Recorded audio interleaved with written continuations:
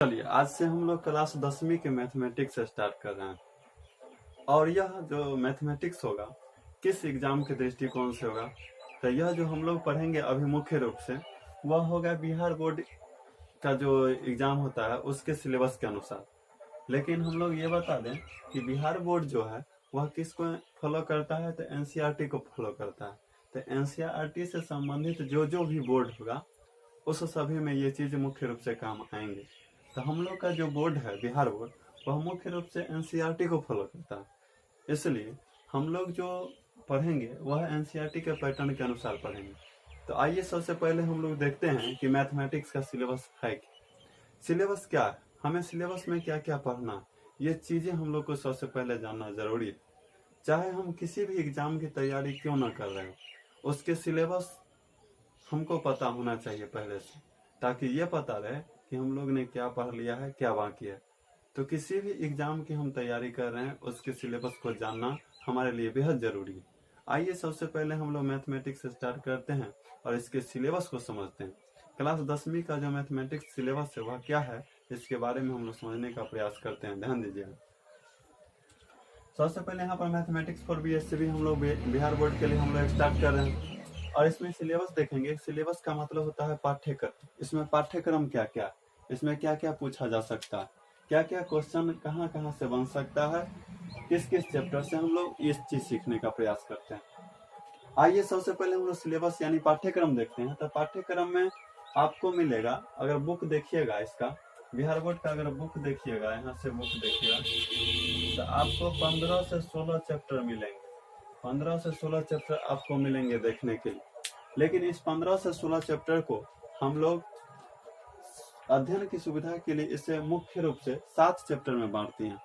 और 7 चैप्टर क्या क्या है, इस 7 चैप्टर को समझने का प्रयास करते हैं।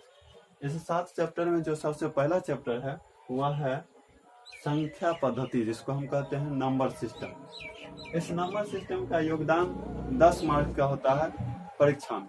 आइए सबसे पहले हम थोड़ा सा ये भी जान लेते हैं इससे पहले कि ये मैथमेटिक्स जो है यहाँ से कितना मार्क्स का क्वेश्चन पूछा जाता है। तो परीक्षा में यहाँ से 100 मार्क्स का क्वेश्चन पूछा जाता है। इस 100 मार्क्स में यानी 100 नंबर में संख्या पद्धति का योगदान कितना होता है, 10 नंबर का होता है। संख्या पद्धति हम लोग बचपन से ही पढ़ते आ रहे हैं। संख्याओं में हम विभिन्न प्रकार के संख्याओं के बारे में पढ़ते आ रहे हैं। यहाँ भी थोड़ा सा उसी संख्या को रिकॉल किया जाएगा और कुछ जो प्रक्रिया होंगे, कुछ संक्रिया होंगे, उसको यहाँ पर देखा जाएगा। उसके बाद अगला जो चैप्टर है अगला वह है अलजेब्रा। अलजेब्रा का मतलब होता है बीजगणित। हम लोग बीजगणित में चलेंगे और बीजगणित काफी महत्वपूर्ण चैप्टर है और यहाँ से आपको 20 मार्क्स का क्वेश्चन पूछा जाए। अब अलजेब्रा में हमें 4 चैप्टर पढ़ना है। 4 चैप्टर क्या क्या होगा, तो सबसे पहला इसमें चौथा चैप्टर, 4 चैप्टर में सबसे पहला जो चैप्टर हो जाएगा वह होगा बीजगणित। उसके बाद हो जाएगा 2 चर वाले रैखिक समीकरण युग्म। उसके बाद हो जाएगा द्विघात समीकरण और उसके बाद हो जाएगा समांतर श्रेणी। तो इस प्रकार से हम लोग देखें कि अलजेब्रा में 4 चैप्टर पढ़ना है और 4 चैप्टर मिला करके यहाँ पर 20 मार्क्स का आपको पूछा जाएगा। उसके बाद अगला जो चैप्टर होगा हमारा वह होगा ज्यामिति। ज्यामिति को अंग्रेजी में ज्योमेट्री कहते हैं और इस ज्योमेट्री से आपको 20 मार्क्स प्राप्त होगा। और इस 20 मार्क्स प्राप्त करने के लिए हमें 3 चैप्टर पढ़ना पड़ेगा ज्यामिति का। इस ज्यामिति के अंतर्गत हमें 3 चैप्टर पढ़ना पड़ेगा। सबसे पहला जो चैप्टर होगा वो होगा समरूप त्रिभुज के बारे में। उसके बाद दूसरा जो चैप्टर हो जाएगा वो होगा वृत्त के बारे में और उसके बाद तीसरा जो चैप्टर हो जाएगा वह होगा रचनाएं के बारे में, कंस्ट्रक्शन के बारे में हो जाएगा। उसके बाद अगला जो चैप्टर है वह है निर्देशांक ज्यामिति, जिसको कहते हैं कोऑर्डिनेट ज्योमेट्री। यहाँ से आपको 10 मार्क्स का क्वेश्चन पूछा जाएगा और इसमें हम लोग को पढ़ना है दूरी सूत्र, विभाजन सूत्र, त्रिभुज का क्षेत्रफल, संरेख के लिए सूत्र इत्यादि, ये सारी चीजें यहाँ पढ़ना। आसान चैप्टर है, 10 मार्क्स यहाँ से मिलेगा हमको। उसके बाद अगला जो चैप्टर है वह है त्रिकोणमिति, जिसको हम लोग ट्रिगोनोमेट्री कहते हैं। और यह त्रिकोणमिति मुख्य रूप से अपना भूमिका निभाता है और यह 20 मार्क्स देता है। यदि हम त्रिकोणमिति को पढ़ लेते हैं अच्छा तरीका से तो यहाँ से हमें 20 मार्क्स आने की संभावना होती है। और यहाँ हम लोग देखेंगे त्रिकोणमिति में मुख्य रूप से 2 चैप्टर आपको पढ़ने पड़ेंगे। सबसे पहले त्रिकोणमिति अनुपात का परिचय पढ़ना पड़ेगा, पहला चैप्टर ये होगा। और दूसरा चैप्टर होगा त्रिकोणमितीय अनुपात का अनुप्रयोग, जिसको हम लोग हाइट एंड डिस्टेंस यानी ऊंचाई और दूरी भी बोलते हैं। तो ये दोनों चैप्टर हम लोग यदि हम पढ़ लेते हैं यहाँ से हमको 20 मार्क्स मिलेगा। उसके बाद अगला जो चैप्टर होगा वह होगा मेंसुरेशन, जिसको हम लोग कहते हैं क्षेत्रमिति। और क्षेत्रमिति में भी आपको 2 चैप्टर पढ़ने पड़ेंगे। एक पढ़ेंगे वृत्तों से संबंधित क्षेत्रफल, और दूसरा जो चैप्टर होगा वह होगा ठोस आकृति के संयोजनों का आयतन एवं पृष्ठीय क्षेत्रफल। तो इस प्रकार से हम लोग यहाँ भी 2 चैप्टर पढ़ेंगे क्षेत्रमिति में, और यह 2 चैप्टर पढ़ेंगे और यहाँ से मिलेगा हमको 10 मार्क्स। उसके बाद अगला जो चैप्टर होगा और 7वां और लास्ट जो चैप्टर होगा वह होगा स्टैटिस्टिक्स प्लस प्रोबेबिलिटी। इसका मतलब होता है सांख्यिकी और प्रायिकता।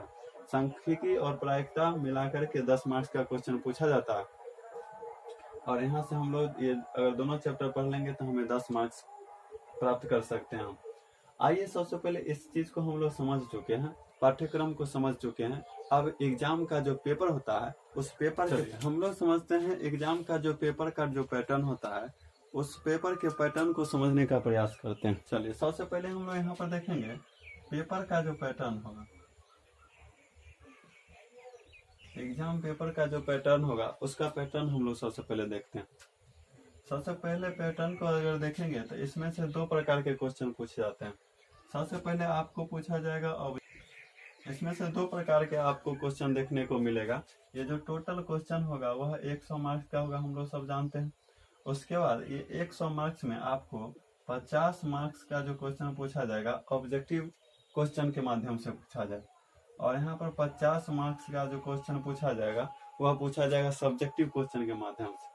अब इस सब्जेक्टिव क्वेश्चन में हम लोग देखेंगे कि 2 तरह का क्वेश्चन बन जाएगा, और इस ऑब्जेक्टिव में देखेंगे, इस ऑब्जेक्टिव वाला में देखेंगे इसमें से केवल 1 प्रकार का क्वेश्चन बनेगा, और वो होगा 1 नंबर का क्वेश्चन, 1 मार्क्स का।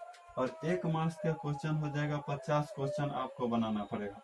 50 क्वेश्चन बनाना पड़ेगा 1 मार्क्स का, और इस 50 क्वेश्चन में आपको 50 क्वेश्चन बनाना पड़ेगा। और हम लोग चलेंगे देखेंगे कि एक्स्ट्रा क्वेश्चन भी इसमें रहता है। एक्स्ट्रा क्वेश्चन किस प्रकार से रहता है इसको भी हम लोग देखेंगे। इसमें सब्जेक्टिव में देखेंगे तो सब्जेक्टिव में 2 प्रकार के क्वेश्चन मिलेंगे आपको देखने। एक 2 मार्क्स का क्वेश्चन मिलेगा देखने के लिए, और एक मिलेगा 5 मार्क्स वाला क्वेश्चन।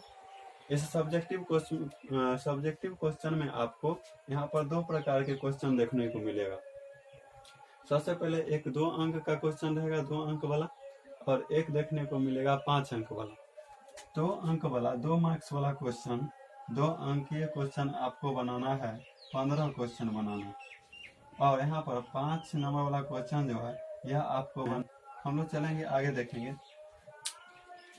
हम लोग देखते हैं कि इस सब्जेक्टिव क्वेश्चन में 2 प्रकार के क्वेश्चन होगा, एक 2 अंक वाला और एक 5 अंक वाला क्वेश्चन। ये 2 अंक वाला और एक 5 अंक वाला। 5 अंक वाला क्वेश्चन आपको 4 को बनाना है, और उसके बाद 2 अंक वाला क्वेश्चन 15 क्वेश्चन आपको बनाना है। अब एक्स्ट्रा क्वेश्चन रहता,